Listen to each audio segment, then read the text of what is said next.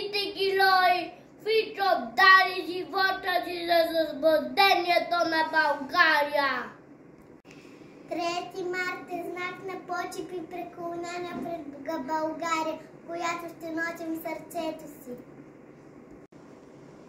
На 3 март поставяме венци и цветя на паметните места